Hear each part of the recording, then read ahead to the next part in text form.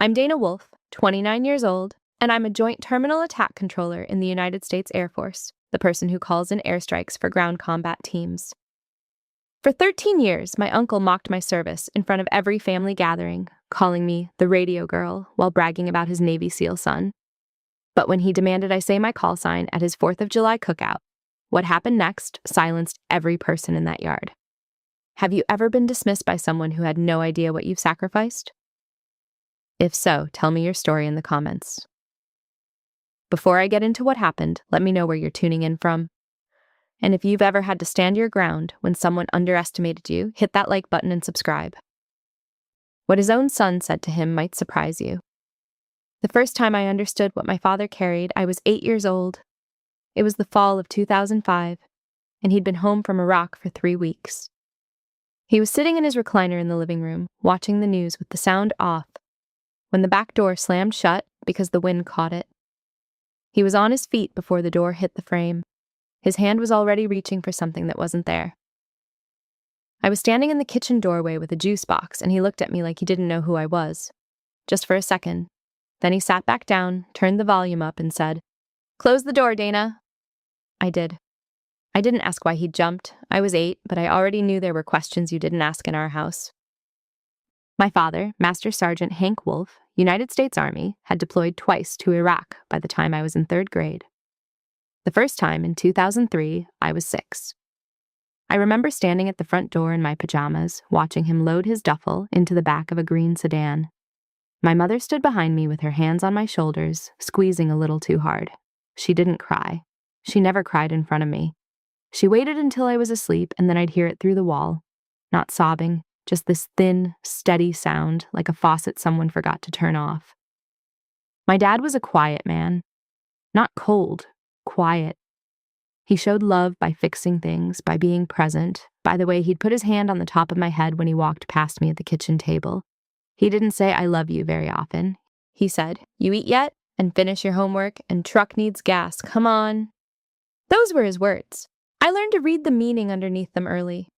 When he came back from his second tour, he was different in ways I couldn't name at 8, but would understand by 18. He didn't sleep through the night. He stopped going to the 4th of July fireworks at Fort Campbell.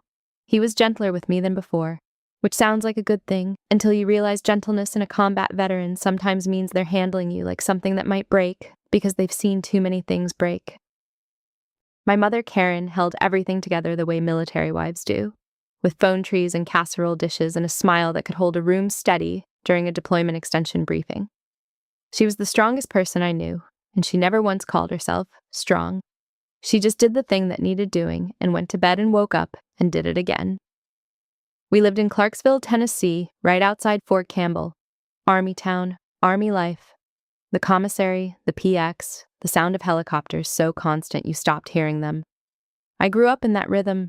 I didn't know there was another way to live until I visited my Uncle Ray's house in Murfreesboro and realized not every family counted the months between phone calls from a combat zone. Ray Prescott was my mother's younger brother.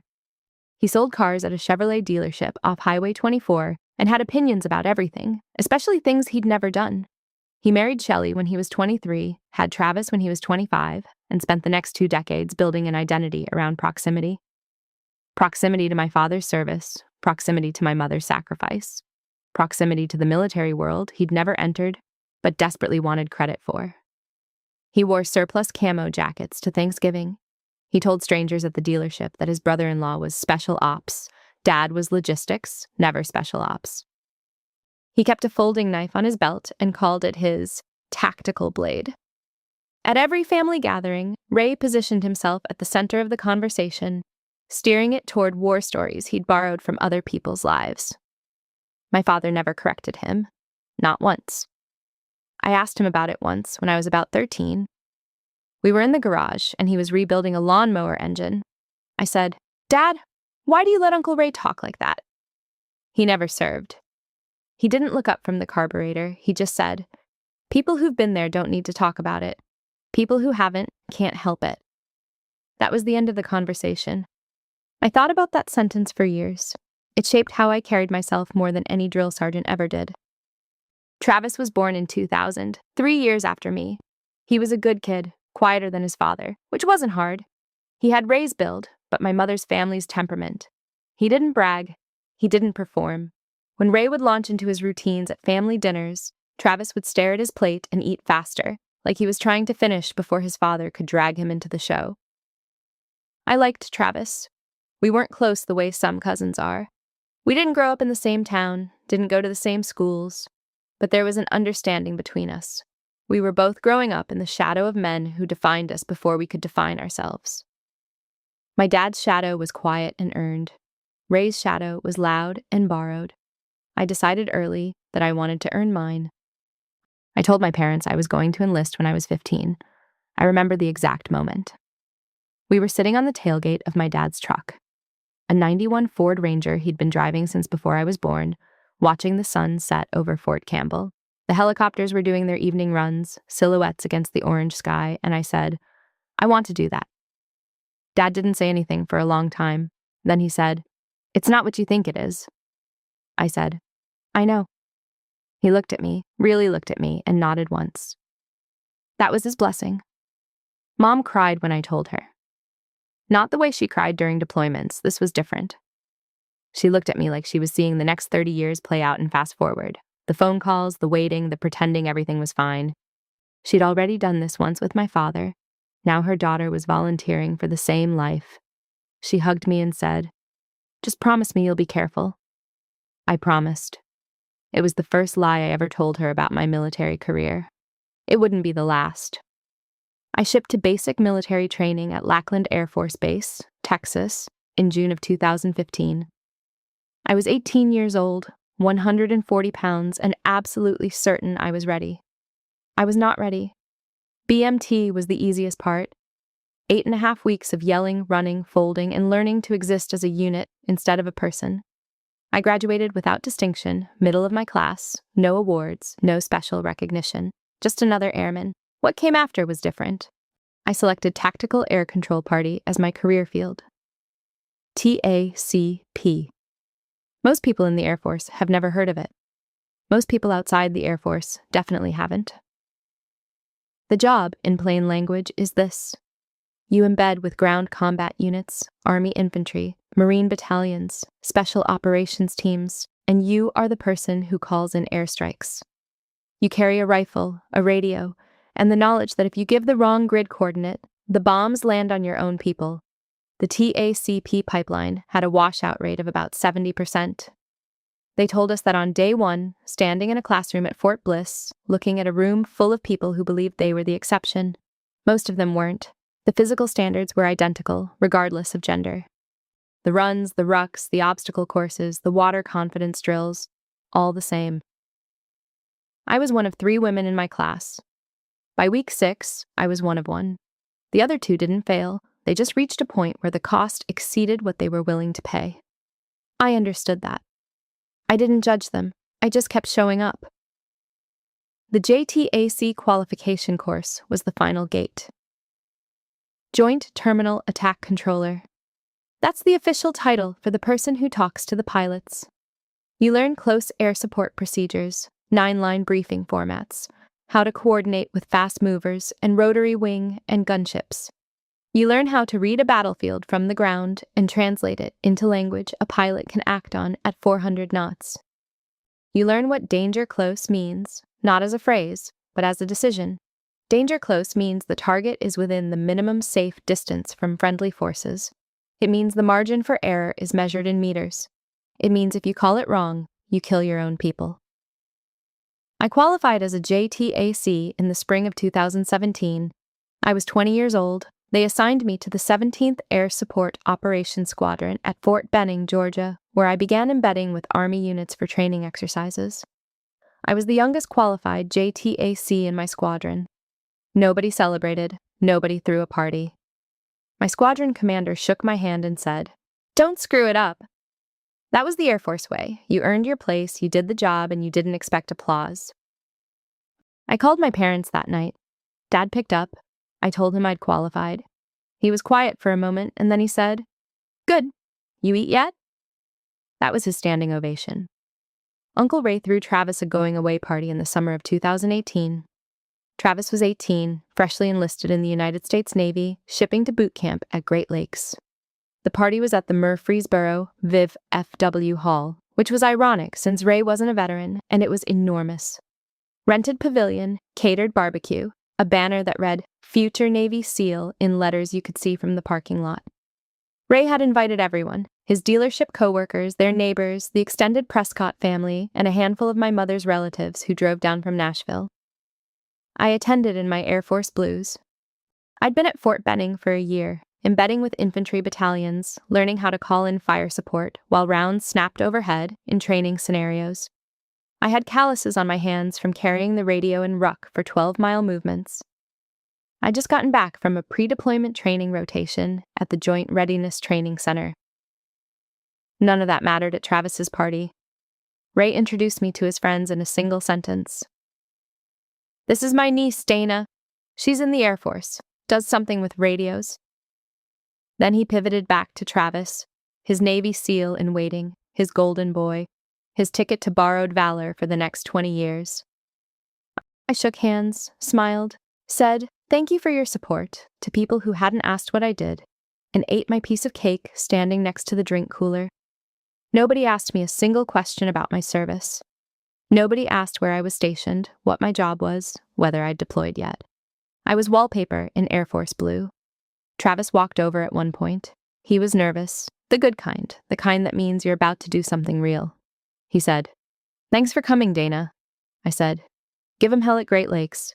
He smiled. Then Ray's hand landed on Travis's shoulder and steered him away toward another group of admirers. I drove back to Fort Benning that night, listening to the radio and thinking about what my dad had said. People who've been there don't need to talk about it. I was beginning to understand. My first deployment was in 2019. I was 22, a senior airman, E4, and I was assigned to embed with the Marine Infantry Battalion in Helmand Province, Afghanistan. The Marines didn't know what to make of me at first, an Air Force enlisted woman showing up to their unit with a radio and a rifle and telling them she'd be their link to air support. The company gunnery sergeant looked at me the first day and said, "You know how to shoot that thing?" I said, "Yes, Gunny." He said, "Good, stay close." I stayed close. For 7 months, I operated as the battalion's primary JTAC. I called in air support during patrols, coordinated medevac helicopters, and sat in on every mission brief as the person responsible for making sure the sky was on our side. The first time I called in a live airstrike, it was during a patrol near Marja. The platoon I was with took contact from a tree line. Accurate, sustained fire from a position we couldn't flank. The platoon sergeant looked at me and said, "Wolf, get us air." I got on the radio, established contact with a pair of F-16s circling at 15,000 feet, and talked them onto the target. I gave the 9-line brief, target description, target location, type of mark, location of friendlies, egress direction, remarks. My voice didn't shake. My hands were steady. The lead pilot confirmed the target and dropped. The tree line went quiet. Afterward, in the hooch, my hands wouldn't stop trembling. They shook for 2 hours. I sat on my cot and pressed them between my knees and waited for it to stop. That was the night I understood my father. Not his words, not his silences, his hands, the way they'd sometimes tremble when he thought no one was looking. I came home from that deployment different, quieter, more like him. My mother noticed. She didn't say anything. She just hugged me a little longer at the airport. Travis earned his Trident in 2020. He'd survived BUD/S, one of the most brutal selection programs in the military, and was now a Navy SEAL. 20 years old, built like a freight car, and genuinely humble about it. The only problem was his father. Ray went nuclear with pride. Bumper stickers on the truck. SEAL Dad. T-shirts. Proud father of a Navy SEAL.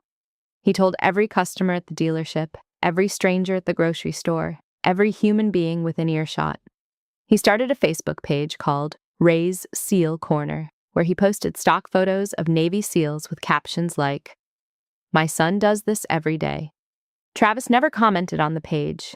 Travis never talked about BUD/S at family gatherings. Travis sat at the end of the table and ate his food and answered questions with short, factual sentences, and I recognized that posture immediately. It was my father's posture, the posture of someone who's done the thing and doesn't need to sell it. Christmas of 2020. The family gathered at Ray's house, his turn to host. By then, I'd been back from Afghanistan for almost a year. I'd been promoted to senior airman and was preparing for my second deployment.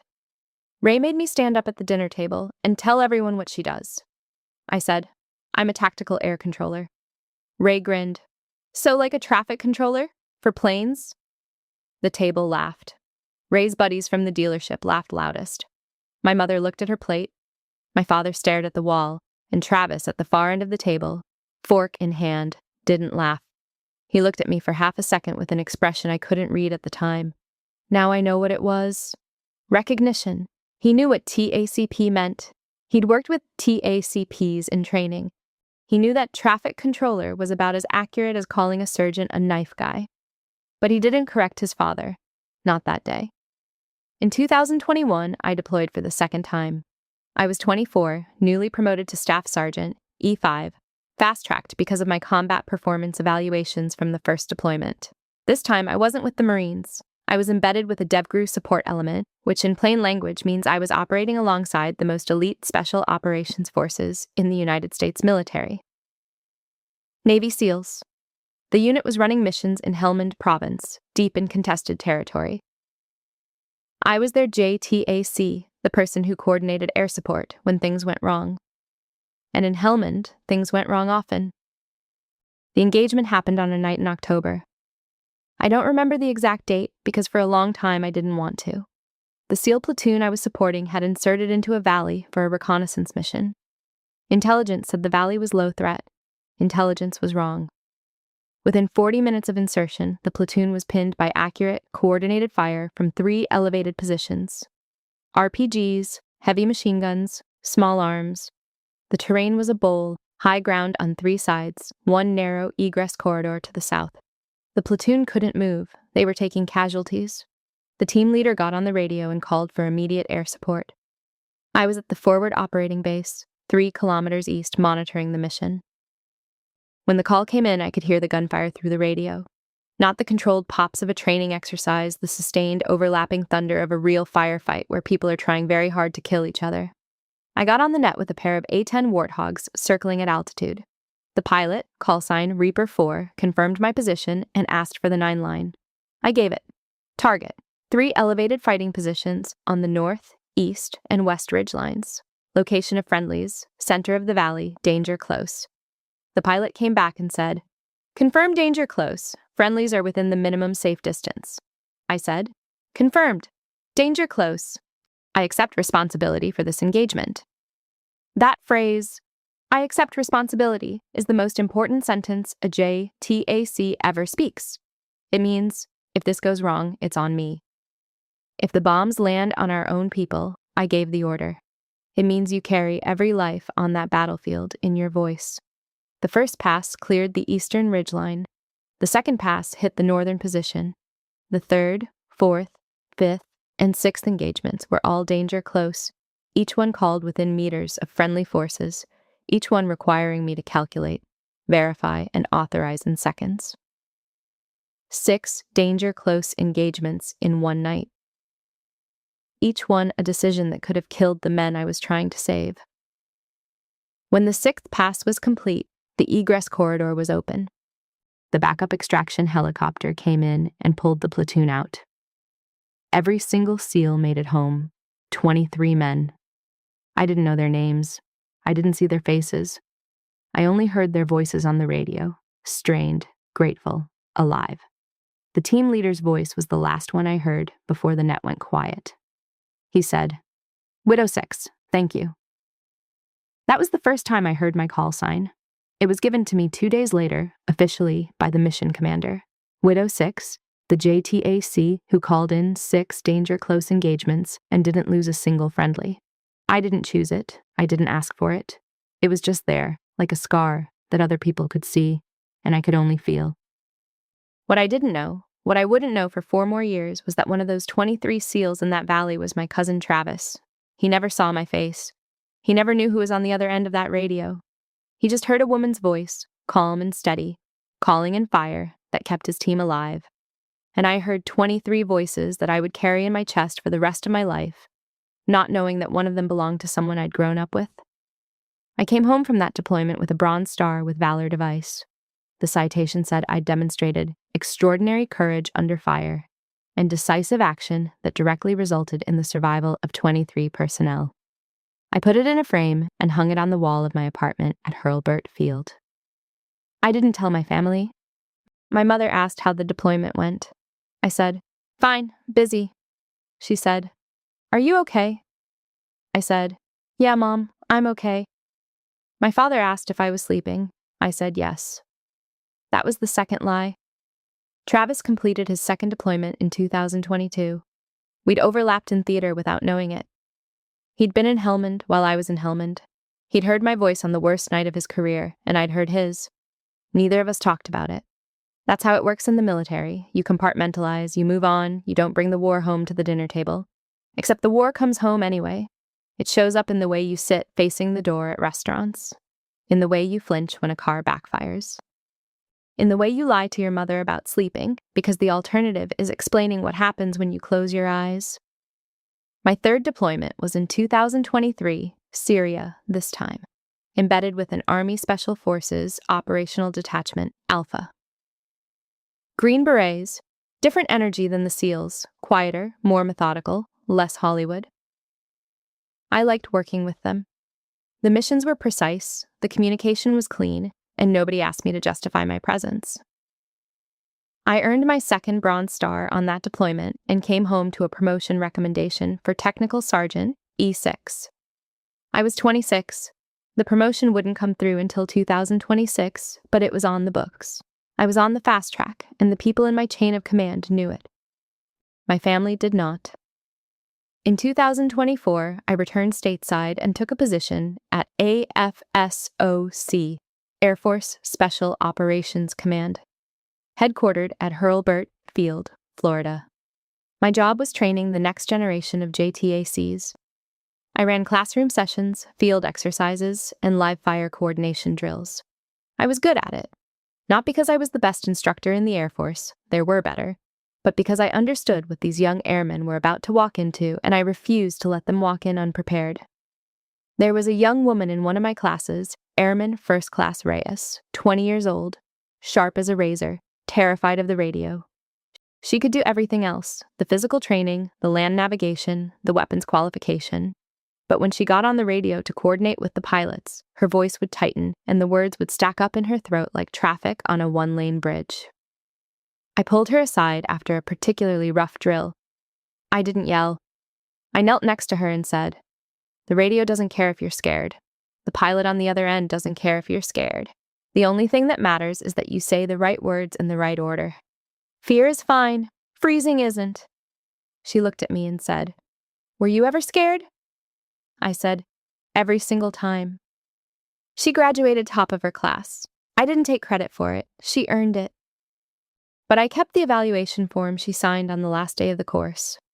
She'd written in the comments section, "Sergeant Wolf taught me that being afraid and being capable aren't mutually exclusive." I put it in the frame next to my Bronze Stars. The summer of 2025 arrived like every summer in the South. Heavy, slow, and smelling like cut grass and charcoal. Uncle Ray's annual 4th of July cookout. I'd been dreading it since Memorial Day. Ray's cookouts were never about the food or the holiday. They were about Ray. He rented the same pavilion in his backyard every year, invited the same crowd, dealership buddies, neighbors, the extended Prescott family, and spent the day performing. Introducing Travis to anyone who'd listen, telling war stories he'd borrowed from movies, and periodically reminding everyone that his son was a Navy SEAL. The invitation came through my mother. "Ray's doing the 4th again. He'd love for you to come." I almost said no. I'd spent the last few years building a life that didn't orbit around Ray's approval or his dismissals, and every time I went back to Murfreesboro, I felt that life shrink. But my mother's voice had that specific tone, the one that meant she needed me there for reasons she wouldn't say out loud. So I said yes. I drove up from Hurlburt Field on the 3rd. 6 hours on I-65. No uniform, just jeans, a t-shirt, and the quiet certainty that whatever Ray threw at me this year, I could take it. I'd been taking it for 13 years. What was one more cookout? I arrived at Ray's house mid-morning, The yard was already set up, American flags on every surface, a smoker going since dawn, coolers of beer lining the fence. Ray was holding court by the grill, wearing his Proud Seal Father t-shirt and telling a story to a cluster of guys from the dealership. My parents were sitting in lawn chairs near the back fence, Dad quiet, Mom making conversation with Shelley. I parked, walked through the gate, and immediately felt the atmosphere settle around me like humidity. Ray spotted me and waved, not warmly, not coldly, just the way you acknowledge furniture you forgot to move. "There she is! My niece, the radio girl!" His buddies chuckled. I smiled, grabbed a drink from the cooler, and found a spot near my parents. Dad looked at me over his sunglasses and gave me the slightest nod. That was his version of, "I'm sorry you have to be here." Travis was at the secondary grill, flipping burgers. He'd driven in from Virginia Beach the day before. We hadn't spoken directly in months, not out of tension, just the natural distance of two people with demanding careers and nothing in common except blood. He gave me a small wave. I waved back. He looked good, healthy, relaxed, the kind of calm that comes from being exactly where you're supposed to be. I wondered if I looked the same. I doubted it. The afternoon unfolded the way Ray's cookouts always did, loud, performative, and centered entirely on him. He introduced Travis to every new arrival with the same script. "This is my son Travis, Navy SEAL, 2 combat deployments, the real deal." Travis stood at the grill, uncomfortable, nodding when spoken to, flipping burgers like they were the most important task in the world. Then Ray would gesture at me. "And this is my niece Dana, she's Air Force, plays with radios." The first time, I smiled. The second time, I sipped my drink. By the 5th time, my jaw was set and my eyes were on the fence line. Ray's buddies loved it. They'd chuckle and nod and look at Travis with admiration and at me with polite indifference. The dynamic was so practiced it felt choreographed. Travis the hero, Dana the afterthought, Ray the narrator. My mother caught my eye from across the yard at one point. She gave me the look, the one that said, "Just let it pass." I'd been receiving that look since I was 15. It used to work. Somewhere around my 3rd deployment, it stopped. As the afternoon wore on, Ray got louder. More beer, more audience. He started making direct comparisons. "You know the difference between a SEAL and whatever Dana does? One of them actually fights." His dealership friends laughed. I didn't. I was watching Travis. He was standing at the grill with his back to his father, and I saw his shoulders tighten. He didn't turn around. He didn't say anything. But his grip on the spatula changed, and I recognized that too. The controlled stillness of someone who's hearing something they can't fix. My father was sitting 12 feet away, staring at the ground. He hadn't spoken in an hour. His hands were in his lap, and I could see the faintest tremor in his fingers. Hank Wolf, 22 years in the Army, 2 tours in Iraq, a man who'd carried more than Ray would ever understand, was sitting in a lawn chair, listening to a car salesman explain combat. I wanted to walk over and sit next to him. I didn't. I stayed where I was and finished my drink and waited for the evening to come. It happened at the drinks table. I was refilling my cup when Ray materialized beside me. His dealership crew arranged in a loose semicircle like an audience at a comedy show. He had that grin, the one that preceded every performance. He leaned against the table and looked at me with the exaggerated curiosity of a man who already knew what he was going to say. "Hey, they give you military people code names, right?" he said. "Like the SEALs?" I said. "Yeah." He grinned wider. "Go on then." He looked around to make sure everyone was watching. "Say your silly code name, let's hear it." The circle laughed. They were primed. They'd been laughing at Ray's setup lines all day, and this was the finale, the part where the radio girl says something adorable and everyone chuckles and moves on to dessert. I set my cup down. I looked at Ray, not with anger, not with defiance. Just the same steady, clear-eyed calm I use when I key the radio, and the pilot on the other end is waiting for coordinates. "Widow 6. I said it the way I've always said it, flat, factual, 2 words, no performance. The same way I said it into the radio that night in the valley when 23 men were counting on it. The laughter didn't stop all at once. It stuttered. A few people were still grinning, waiting for the punchline, but the silence started at the grill. Travis had stopped moving. The spatula was on the ground. He hadn't set it down, he'd dropped it, and the sound of metal hitting the concrete pad cut through the laughter like a slap. His face was white, not pale, white. the color of someone who's just heard a ghost speak. He was staring at me with an expression I'd never seen on his face. Not surprise, not admiration, recognition. The kind that comes from the deepest, most buried part of your memory. The part that stores the sounds you heard on the worst night of your life. He walked across the yard, not fast, not slow. 3 steps. He stopped in front of his father. His jaw was tight. His hands were at his sides, but they weren't relaxed. They were held the way you hold them when you're one word away from something you can't take back. "Dad!" His voice was low, controlled. The voice of someone who's trained to stay calm when everything is falling apart. "Shut your mouth!" Ray laughed, the confused, nervous laugh of a man who doesn't understand what's happening but knows it's not the script he planned. "What? I said shut your mouth, right now!" Every head in the yard turned. The dealership buddies went quiet. Shelley put her hand over her mouth. My mother was crying, not loudly, just the thin, steady kind, the faucet she'd never learned to turn off. My father hadn't moved from his chair, but his eyes were wet, and he was looking at me in a way he'd never looked at me before. Not with the restrained nod, not with the "you eat yet" love. With something open and unguarded and full. Travis didn't explain. He didn't say what Widow 6 meant, didn't tell the crowd that the woman standing at the drinks table with an empty cup had called in 6 danger-close engagements in one night and saved every single man in his platoon. He didn't need to. His face said it. His voice said it. The spatula on the ground said it. Ray stood there, beer in hand, grin gone, looking at his son like he was meeting a stranger.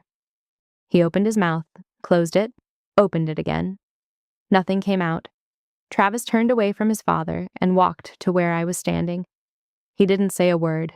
He just stood next to me, shoulder to shoulder, facing the yard, the way you stand next to someone on a perimeter when the shooting has stopped and you're both still breathing. The cookout resumed in whispers. People drifted back to the food table. Ray retreated to the grill, picked up the spatula Travis had dropped and stood there holding it, like he'd forgotten what it was for. Nobody asked me what Widow 6 meant. Nobody asked Travis why he'd said what he said. The silence was its own answer.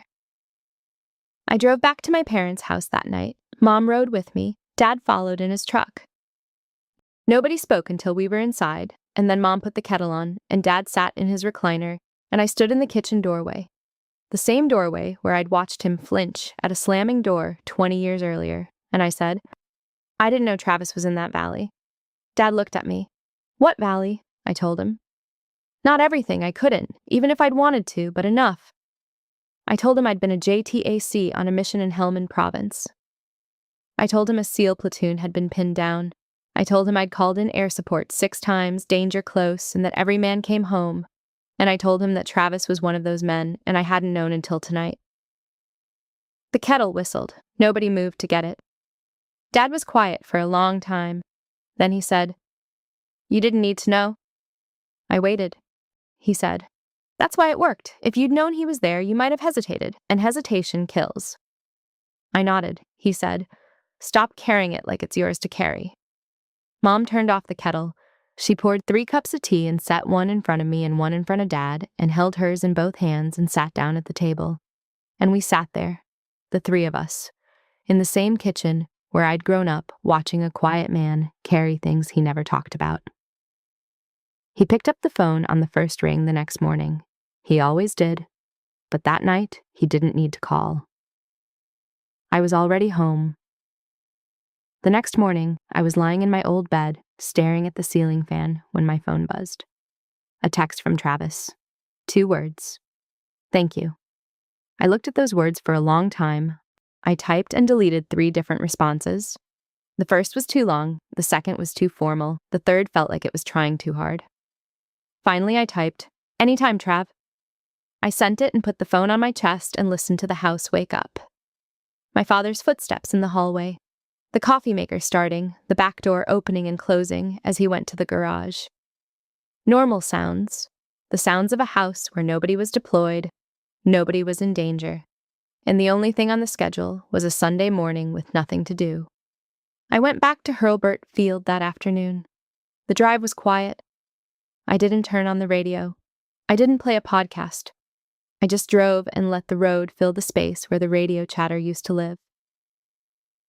When I got home, I put my bag down and looked at the wall, the bronze stars, the Meritorious Service Medal nomination that was still pending, the comment card from Airman First Class Reyes. I added nothing new.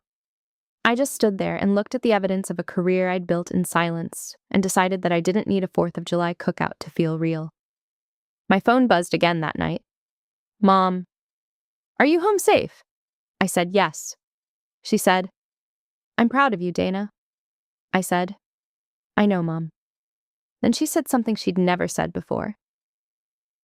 Not for the medals, for standing still when everyone wanted you to bend. I sat on the edge of my bed and pressed the phone to my ear and let that sentence fill every room I'd ever walked through where someone called me the radio girl. The weeks that followed were a slow motion fracture.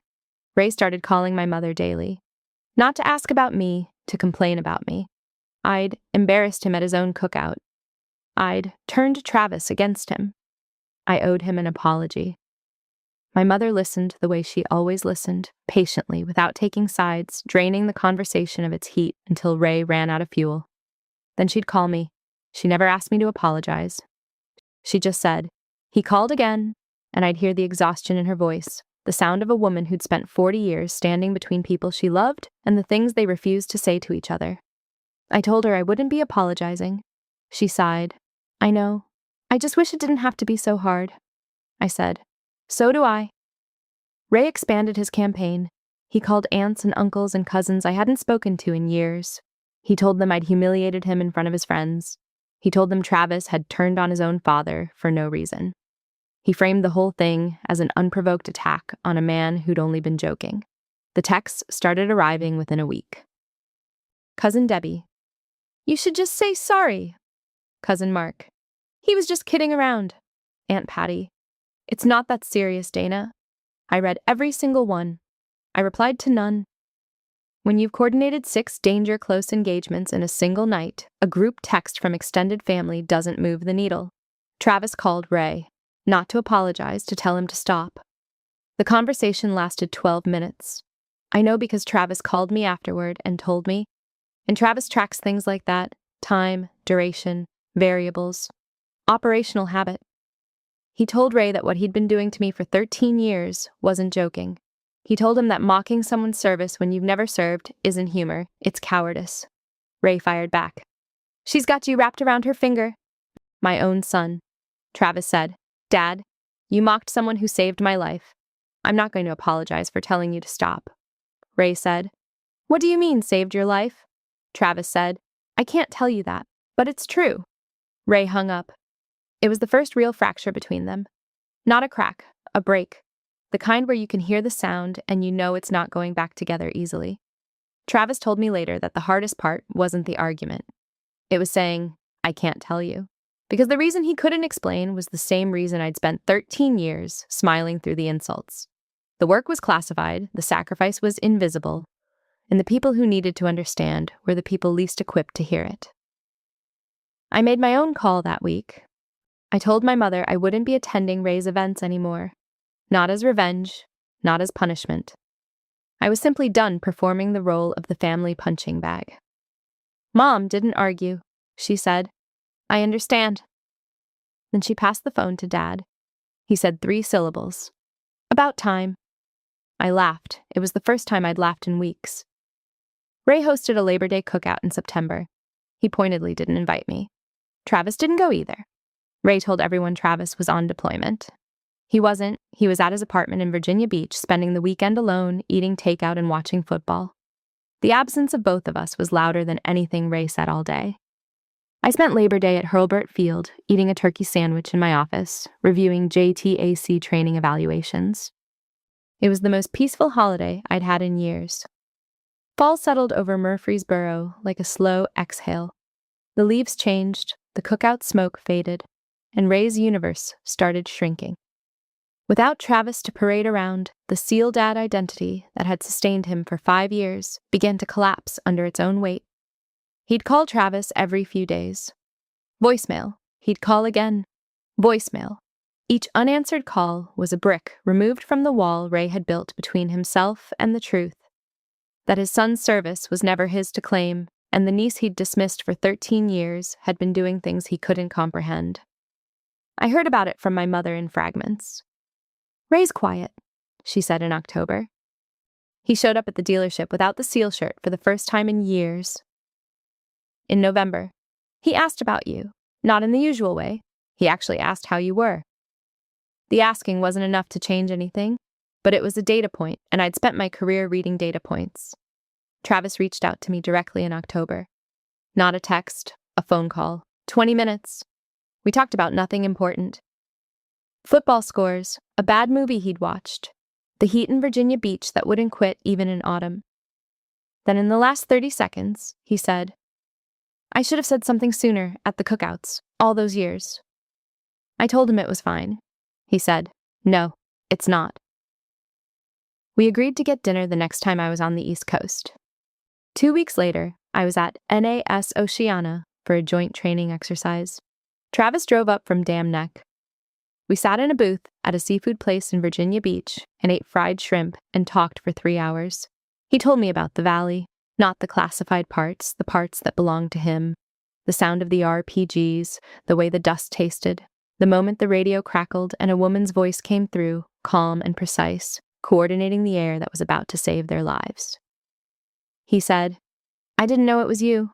I just knew whoever was on that radio wasn't going to leave us there." I said, "I wasn't." He looked at me across the table with the same expression he'd had at the cookout, but softer now, without the shock. Just steady recognition. He said, "I heard your voice and I thought, whoever this is, she's not going to stop until we're out." I didn't know what to say to that, so I said, "You owe me a beer." He laughed. We ordered another round. Thanksgiving came. Ray insisted on hosting. Karen went out of obligation, dragging Hank along. Travis didn't come. I didn't come. Mom called me that night and said the table was quiet. She said Ray looked old. She said he drank more than usual, and at one point Shelley told him to call me and he said, "She should call me." I listened to my mother describe a man sitting at the head of a half-empty table, and I waited for something. Guilt, satisfaction, anger, something. I felt nothing. Just a flat, neutral quiet, like the radio after the last aircraft leaves the airspace and you're alone with the static. December. I got nominated for a Meritorious Service Medal by my squadron commander. The citation referenced my work training JTACs who'd deployed and performed at the highest level. I didn't tell my family. I pinned it in the frame next to the bronze stars and went back to work. Christmas Eve, Ray sat in his living room in Murfreesboro. The seal bumper sticker was still on the truck. The t-shirt was in the closet, unworn since the cookout. Shelley handed him the phone and said, "Call your son." He dialed. Travis picked up. The conversation was short, strained, and awkward, full of pauses that neither of them knew how to fill. But it was a conversation, and that was more than they'd had in 5 months. Travis said he'd come home in January. He didn't promise anything else. Mom told me about the call the next day. When she said Travis picked up, I felt something shift in my chest. Not a crack, not a break, but something loosening. Like a bolt you didn't know was over-tightened, finally backing off a quarter turn. Travis drove home to Murfreesboro in January of 2026. He sat at Ray's kitchen table, just the two of them. Shelley made coffee and left. The conversation lasted an hour. Travis spoke carefully, the way you brief a mission, facts first, emotion after. He told Ray that Dana wasn't a girl with a radio. He told him that JTACs embed with ground combat units, that they carry rifles, that they walk the same terrain and breathe the same dust and take the same fire as the infantry and the special operators they support. He told him that JTACs are the ones who call in the airstrikes that keep the ground force alive, and that calling in a danger-close engagement means accepting personal responsibility for every life within the blast radius.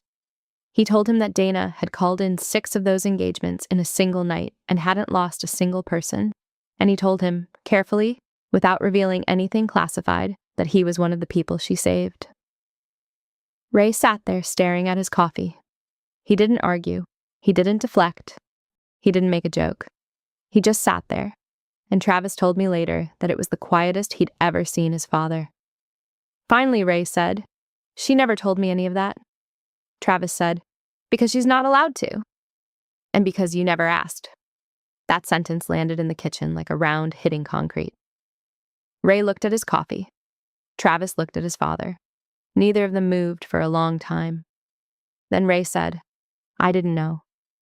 And Travis said, "I know, Dad. That's the point."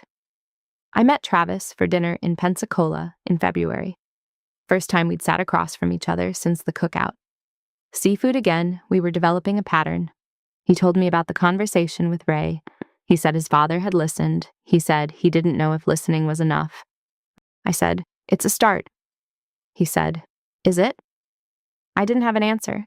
We ate our food and watched the boats in the harbor and talked about the things only people who've been downrange can talk about. The absurdity of garrison life after combat. The way you sit facing the door in every restaurant. The dreams that aren't nightmares exactly, but aren't dreams either. He asked me what the valley sounded like from my end. I told him. The radio traffic, the way the explosions sounded thin and distant through the handset, even though I knew they were shaking the ground where he stood, the moment I keyed the mic for the 6th time, and thought, this is the one that either saves them all or kills them all. He was quiet for a while. Then he said, "I heard your voice come through the radio and I thought, whoever this is, she's not leaving us." I said, "I wasn't." We sat in that restaurant for 3 hours. 2 combat veterans eating fried shrimp in a tourist town, talking about the night that almost killed them both. It was the most normal I'd felt in years. Ray called me 2 weeks later. The conversation was short and clumsy, the verbal equivalent of a man trying to change a tire he's never touched before. He didn't apologize outright. He said, "Travis told me some things I didn't know." I waited. He said, "I should have asked." I said, "Yeah, you should have." Silence. Then he said, "I'm not good at this." I said, "I know." I didn't forgive him. Forgiveness felt too large for a phone call and too early for a man who was still learning that his niece had been extraordinary while he was making jokes. But I didn't hang up either. I let the call end naturally, and when it was over, I sat on my couch and stared at the wall and decided that leaving the door open was enough for now. Mom called me that evening. She was relieved, not that Ray and I were reconciled because we weren't, but that the silence had broken. She said something she'd never said to me directly. "I'm proud of you, Dana." I waited for the qualifier, the pivot to Ray's feelings, the gentle suggestion that I could have been more understanding. It didn't come. She just said, "Not for the medals. For standing still when everyone wanted you to bend." I pressed the phone against my ear and let those words settle into the places that Ray's jokes had hollowed out over 13 years. Mom had bent for decades, bent for Dad's deployments, bent for Ray's performances, bent for every family gathering where someone else's comfort took priority over her own. I think she was proud of me for refusing to do the same. Travis and I started a regular thing after that, phone calls every other week, the occasional weekend meetup when leave aligned. We didn't talk about the family drama much. We talked about missions, about training, about the weird space between combat and normalcy that only people who've lived both can navigate. For the first time, I had someone in my family who saw the whole picture. Not just the radio, not just the uniform, but the person carrying both. He saw me the way my father saw me, except Travis could also see the parts of me that existed in the world my father never entered. The cockpit chatter, the 9-line briefs, the sound of a danger-close confirmation echoing across a valley 7,000 miles from Tennessee. In March of 2026, I pinned on Technical Sergeant E6. The ceremony was small. My squadron commander officiated. A few fellow JTACs stood in formation. No family present. I chose that. Not because I didn't want them there, but because the rank felt like something I'd earned in rooms they'd never see. And putting it on in those rooms felt right. I called my parents afterward. Dad picked up on the first ring. I said, "E6, Dad." He was quiet for a beat, and then he said, "E6 before 30. I was 32. You're ahead of schedule." That was his review. No, "I'm proud of you." No, "Congratulations." Just a factual comparison that placed my achievement against his own timeline and acknowledged that I'd surpassed it. From Hank Wolf, that was a standing ovation with confetti. Mom got on the line and cried, which I expected, and then said, "You call your uncle," which I didn't expect. I said I would. I didn't. Not yet. In April, Travis prepped for his 3rd deployment. Before he shipped, his team had a dinner at a place off base in Virginia Beach. Travis, who never talked about personal things with his teammates, shared a story. He told them his cousin was a JTAC. He told them she was their widow 6 in Helmand. He told them she'd called in 6 danger-close missions in one night to keep their platoon alive. The table went quiet. One of the older operators, a senior chief who'd been in the valley that night, looked at Travis and said, "Widow 6 is your cousin?" Travis nodded. The senior chief raised his glass. Travis told me about it a week later. I didn't know what to say, so I said, "You owe me another beer." He laughed. Then he went quiet and said, "I put you on my emergency contact list, next to Mom." My breath caught.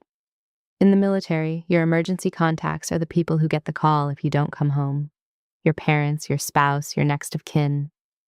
Travis had put me, his cousin, his JTAC, his widow 6 on that list. Above his father, I said, "Trav."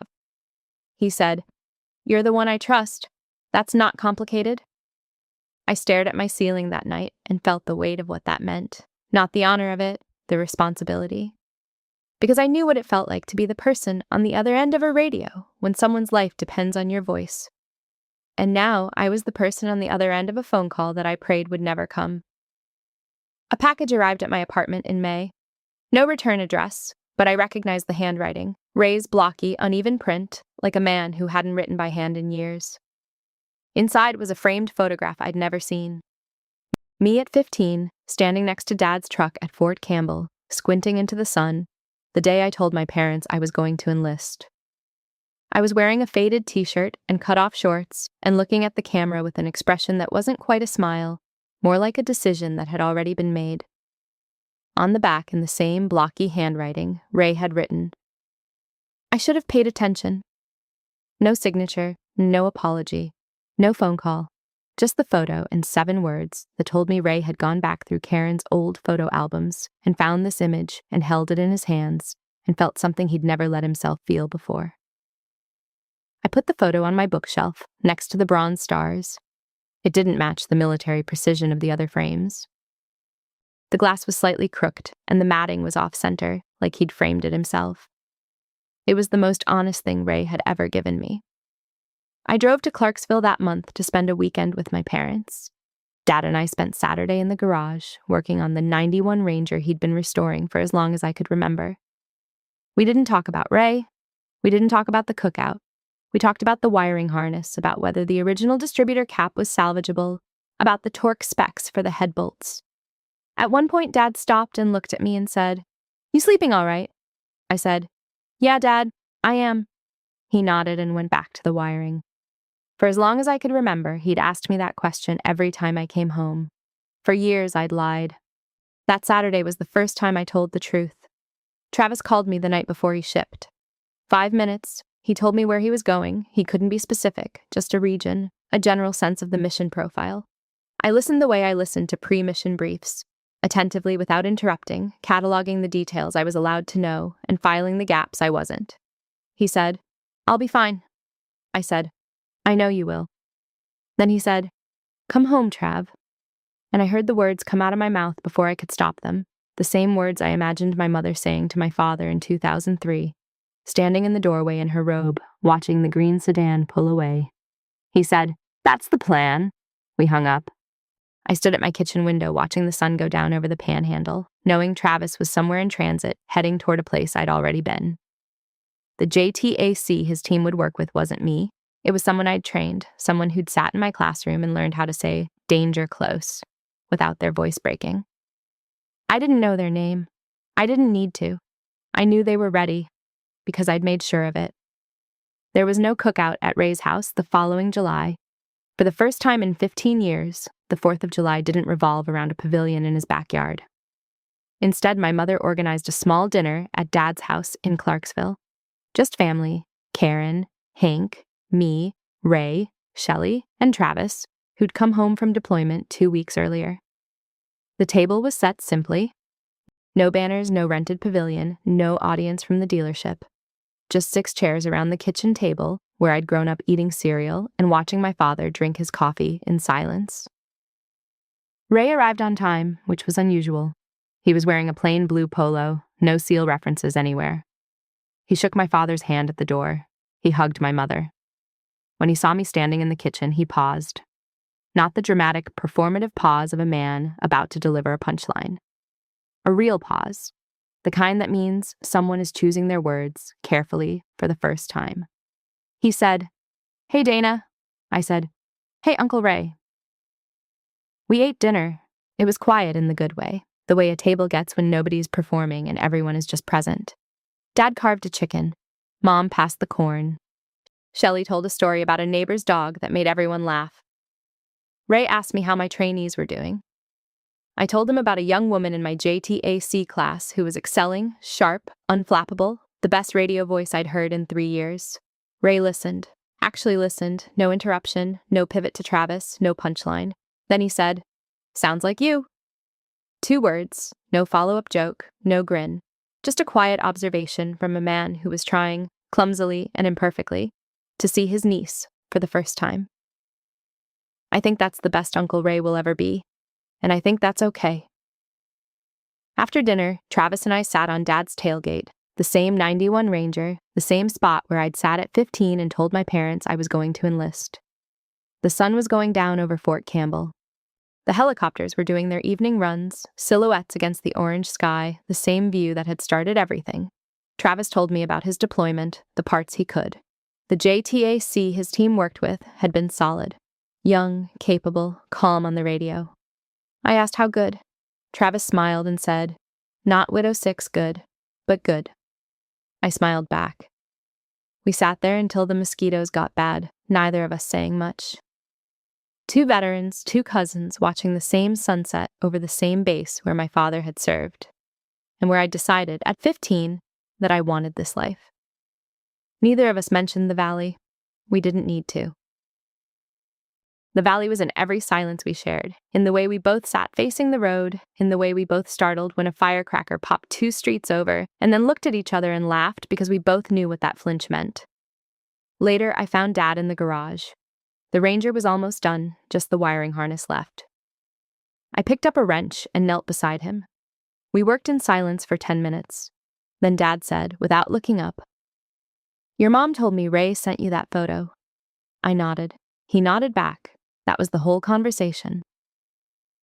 We finished the harness, and he started the engine, and the Ranger turned over on the first try. He sat in the driver's seat and listened to it idle, and I stood in front of the open hood, watching the engine run, and neither of us needed to say what we were both thinking, that some things, if you're patient enough and careful enough, eventually start. I drove back to Florida the next morning. I stopped at a gas station off I-65, the same stretch of highway I'd been driving for years, the same route between the life I came from and the life I'd built. I checked my phone at the pump. A text from Travis, a photo of his empty beer can next to mine on the tailgate, captioned, "Same time next year?" A text from Mom, "Thank you for coming home." A text from Dad, his first text ever, clearly typed 1 letter at a time, the periods in the wrong places, and the capitalization random. "Proud of you, kid." And one from Ray. No words, just a thumbs-up emoji. It was the most emotionally articulate thing he'd ever sent. I put the phone in the cup holder and pulled onto the highway. Windows down, no radio, no podcast. Just the sound of the road and my own breathing and the Alabama sun coming up through the windshield. I spent 11 years being someone my family didn't understand. I carried a call sign that made operators pause and a service record that would never be read at a dinner table. I stood in my uncle's backyard and absorbed jokes from a man who thought a radio was the whole story. But that morning, driving south on I-65 with the windows down and the sun on my face, I wasn't Widow 6. I wasn't a technical sergeant. I wasn't the JTAC who called in 6 danger close engagements in one night and brought 23 men home.